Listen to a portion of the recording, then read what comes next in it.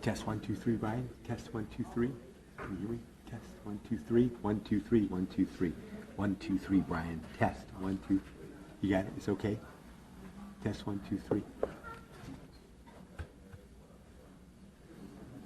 You okay? Test 1, 2, 3. Test 1, 2, 3.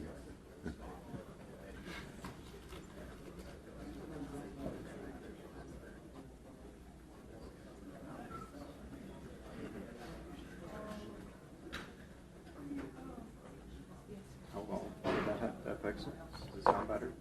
Okay, perfect. All right.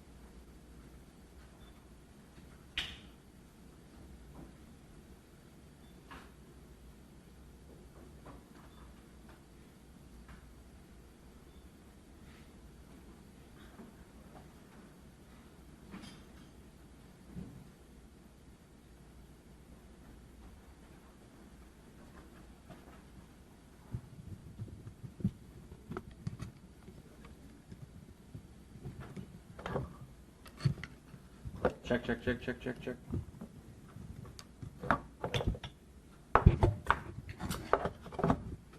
Good, yourself?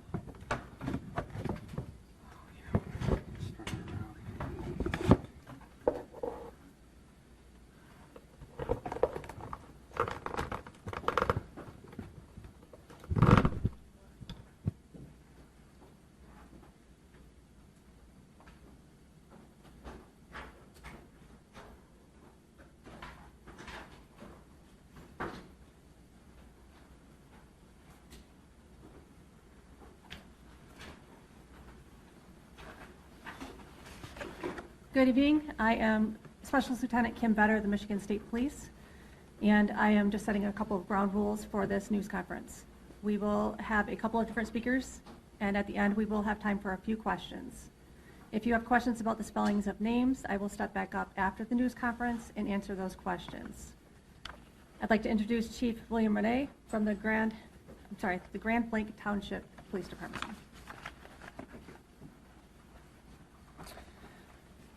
Thank you for joining us. As Lieutenant Vetter said, we will take a couple questions upon the conclusion of this press conference. With me here on the stage is Supervisor Scott Bennett, Fire Department Chief of Grand Blanc Township, Jamie Gent, DNR Chief, Jason Haynes, FBI Acting Special Agent in Charge, Ruben Coleman, and the ATF, James Deere, who is the special agent in charge for this area in Michigan. I have a couple updates for you. There is a couple additional bodies that we've discovered in the church. So that makes our total victim count up to 4 victims. As I said before, there has already been the suspect who is deceased as well. So we have 5 deceased persons from this tragic incident. Again, our thoughts and prayers go out to the victims of this incident that could have been completely avoided. And it's very tragic, and that's not what our community is. I'm confident that we're going to overcome this, as Grand Blanc always overcomes these type of incidents. I'd also like to acknowledge the heroism of not only the first responders, but the people who were inside that church at the time. They were shielding the children who were also present within the church, moving them to safety. Just hundreds of people just practicing their faith. Just extreme courage, brave, and that's the type of community that we are. Law enforcement, again, we were on scene within 30 seconds from that original 911 call. Within 8 minutes, that suspect was neutralized in the back parking lot of the church by a DNR officer and a Grand Blanc Township officer. So where we're at right now, we're working tirelessly. We're working all night on this particular incident. I know that you guys have questions, and it's not only this community, but it's nationwide, all throughout the United States. So we're working hand in hand with our federal partners. So I'd like to introduce FBI Agent Ruben Coleman to you, who he will give you an update on where he's at within the federal investigation. Sir.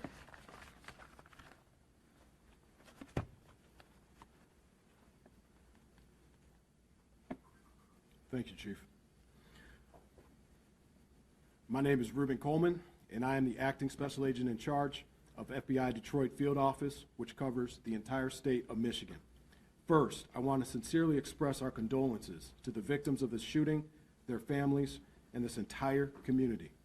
I would like to also thank Chief Rennie, the Grand Blanc Township Police Department, and all of our federal, state, and local law enforcement partners, other first responders, and the community members for their immediate actions in this situation. This act of violence has no place in our state or anywhere else in our country. The FBI is committed to continue finding out the facts, circumstances, and motives behind this tragedy. I can confirm at this time that the FBI is now leading the investigation and is investigating this as an act of targeted violence. FBI crisis response teams such as our evidence response teams, SWAT, Special Agent Bomb Technicians, victim specialists were deployed to the scene. We also have special agents who are continuing to conduct interviews and intelligence and professional staff personnel providing research and analysis. I would like to thank them for their work on this case. We ask that members of the public share any information that would assist us in this investigation, and we encourage them to please report to the FBI at 1-800-CALL-FBI or tips.fbi.gov. Any piece of information could be crucial. We ask that you keep the victims of this tragedy, their families, and the entire community in your prayers. Thank you.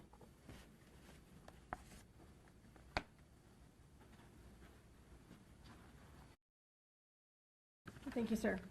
The Michigan State Police continues to respond to several locations throughout the community as we receive additional bomb threats at other locations. Please continue to stay vigilant, and if you see something suspicious, say something. Call the FBI tip line or call 911 to report suspicious activity. This incident is an active investigation. Investigators are tirelessly combing through evidence under difficult circumstances and working to identify each victim as quickly and accurately as possible. The Family Assistance Center will be open from 8 a.m. till 8 p.m. Monday and Tuesday at the Genesis Conference and Banquet Center at 805 Health Park Boulevard in Grand Blanc. If you are still looking for missing family members related to this incident, you may call 248-705-7352 for assistance. The FAC is available to everyone in the community, victims, family members of victims, and community members seeking support who just want to talk. Trained counselors and victim services will be on site. We do not need volunteer counselors at this time, and we are not accepting donations of goods at this time. Please continue to monitor the Grand Blanc Township Facebook page for the latest updates. Once verified donation centers are made public, we will put those on the Facebook page. Also, the next update will be provided, update time will be provided on that Facebook page. And we'll open up to questions this time. Chief, has the church been cleared of bodies and victims? And if you could answer it, podium, please. So as I said, we're working around the clock now. So we're working tirelessly to find additional bodies. So to answer your question, the entire church has not been cleared because it's a total loss due to the fire. So these first responders right now, they're in recovery mode. They're trying to fight through all the debris from the fire.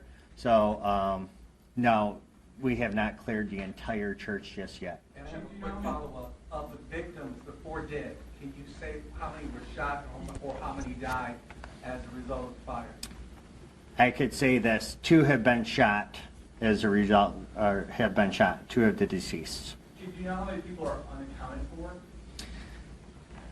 for? No, I don't know how many people are unaccounted for at this time. We do know that there are some that are unaccounted for. Can you explain a little bit about how the fire started at the church? I will leave that up to the ATF Agent Deere. The question again? How did the fire start at the church? For this incident, the fire started basically as a suspect. All indications on this investigation are the suspect used an accelerant of some sort, we believe gasoline, and lit the church on fire. Was it an IED that he may have used? There are, at this point, I'm not going to comment on IEDs. I will confirm that there were some suspected explosive devices that were located. But as far as using them to initiate the blaze, I can't say that. This scene is actively being investigated by ATF. Most people don't know that ATF is the Federal Arson Police, and we have a team from across the country coming in, our national response team. It is a cadre of expert fire investigators that are coming here from across the country to investigate this scene and get to the cause or the origin and cause of this fire. Lieutenant Butter, we saw that there was possibly a bomb threat at the Meyer on Atherton and Center yesterday. Is that connected to this, and is the home that we saw being searched over there the home of the suspect? Yeah, that's all still part of the investigation. sorry. That is still all part of the investigation. We're still working to determine if any of that is related. Can we speak to the motive? We're hearing speculations that it might have anything to do with the Charlie Kirk assassination in Utah. That's exactly what it is, a speculation, and we won't come to those types of conclusions for some time. Do you know if there's any connection between the suspect and the church or its members, any prior connection? Again, part of the investigation, we're not going to speculate at this time. Right now, we are working tirelessly to recover the victims of this incident and reunite families. Please be patient as we work through that process. Were the law enforcement officers there close to the scene, and how they were able to respond so quickly within just seconds? Thankfully, yes. Were there any children injured? Did you know additional bomb threats? Are there anywhere that the community should be aware of or associated with? The community should remain vigilant, and anytime they see something suspicious, they should report it immediately. There's at least one other report that a local church was searched by the bomb squad. We've searched multiple churches this evening for bomb threat protocol, yes. Is that based on actual threats? Yes. Okay. We received 911 calls about bomb threats or other indications that there was a bomb at a different location. Some of them were churches, and we've responded and cleared those locations. Did those threats come after the suspect was killed at the church? Yes. Was there an officer at the church already? I think that's part of the investigation. Do you have a comment on it? Were those LDS churches where the bomb threats were, or were there other denominations? I can't, That speak to a motive. yeah, I can't answer that at this time, but What else can we say about the suspect? You know, we're not going to talk about motive, yes, but what else can we say? Anything about him at all? right now what we'd like to do is talk about the heroism that we saw today, the people who responded in such a valiant way to protect the others, both law enforcement, fire department, EMS. Everybody did an excellent job working together to keep people as safe as they possibly could. We stopped by Holy Family Catholic Church, and there was a heavy police presence there. Is this at all connected to one of the bomb threats that you're mentioning? Is it potentially connected to the incident today at the LDS Church? I don't have knowledge of that exact location. Do you have anything? Okay. That's going to be all for questions. I thank you for coming and appreciate the assistance. Can we get your name again, please? Sure. Yep. I'm Specialist Lieutenant Kim Vetter, Michigan State Police. Vetter. V is in Baker or V is in Victor? V is in Victor. Thank you. Any of the injuries, any of the people just injured by fire, by burns? We're still working on that. Yeah. Thank you. Yeah, thank you. Still just 8 people in the hospital, sir? James Gear, D-E-I-R. D is in David, E-I-R. Okay. Any other spelling? It's the only other questions we're taking. No? Okay. FBI, Acting Special Agent in Charge Reuben, R-E-U-B-E-N, Coleman, C-O-L-E-M-A-N. In your title, ma'am? Specialist Lieutenant, Specialist Lieutenant? James, G-U-D-I. D-I-E-R. Is that it?